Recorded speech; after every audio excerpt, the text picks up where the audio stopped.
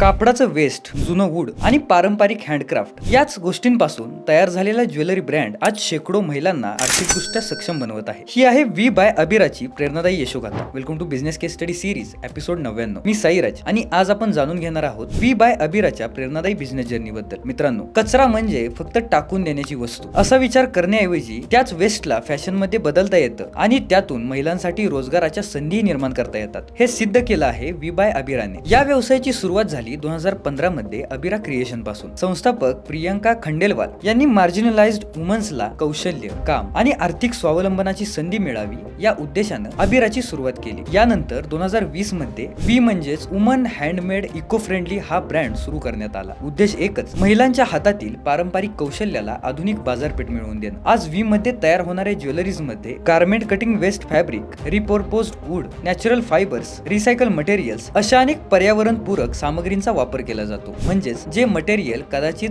कचऱ्यात जाणार होतं त्याचं रूपांतर सुंदर इयरिंग्स, नेकलेस, ब्रेसलेट्स आणि इतर फॅशन ऍक्सेसरीज मध्ये केलं जातं. पण वीची खरी खासियत फक्त सस्टेनेबिलिटी नाही, तर प्रत्येक प्रोडक्ट मागची महिला आहे. सुरुवातीला फक्त 8 महिलांपासून सुरू झालेला अबिराचा प्रवास आज 190 अबिराज पर्यंत पोहोचला आहे. या महिलांना फक्त काम दिलं जात नाही, तर त्यांच्या कौशल्याला योग्य बाजारपेठ, प्रशिक्षण आणि स्वतःची आर्थिक ओळख मिळवून दिली जाते. विशेष म्हणजे वीच्या अनेक प्रोडक्ट्स मध्ये हाताने केलेले एम्ब्रॉयडरीज, थ्रेडवर्क्स, स्टिचिंग आणि पारंपरिक क्राफ्ट टेक्निक वापरल्या जातात. त्यामुळे प्रत्येक प्रोडक्ट मास प्रोडक्शन पेक्षा वेगळा आणि प्रत्येक ज्वेलरी पीस मागे एका महिलेची मेहनत आणि एक वेगळी स्टोरी असते. आज वी बाय अबिराचे इयरिंग्स, नेकलेस, रिंग्स आणि ब्रेसलेट्स यांसारखे प्रोडक्ट्स ग्राहकांपर्यंत पोहोचत आहेत. पण या ब्रँडचं विजन अजून मोठं आहे. 2030 पर्यंत 3000 महिलांना अबिराज बनवण्याचं त्यांचं ध्येय आहे. म्हणजेच वी हा फक्त ज्वेलरी ब्रँड नाही, तर सस्टेनेबिलिटी, हँडमेड क्राफ्ट आणि वुमन एम्पॉवरमेंट यांना एकत्र आणणारी चळवळ आहे. मित्रांनो, व्यवसायातून फक्त प्रोडक्ट तयार करणं सोपं आहे, पण त्या प्रोडक्ट सोबत लोकांचं आयुष्य बदलण्याचा प्रयत्न करणं हीच खरी बिझनेस इम्पॅक्ट स्टोरी असते. आणि वी बाय अबिरा हेच सिद्ध करत आहेत. वेस्टला वर्थ मध्ये आणि कौशल्याला एम्पॉवरमेंट मध्ये बदलून. तर तुम्हाला ही स्टोरी कशी वाटली आम्हाला कॉमेंट मध्ये सांगा आणि बिझनेसवाल्याला फॉलो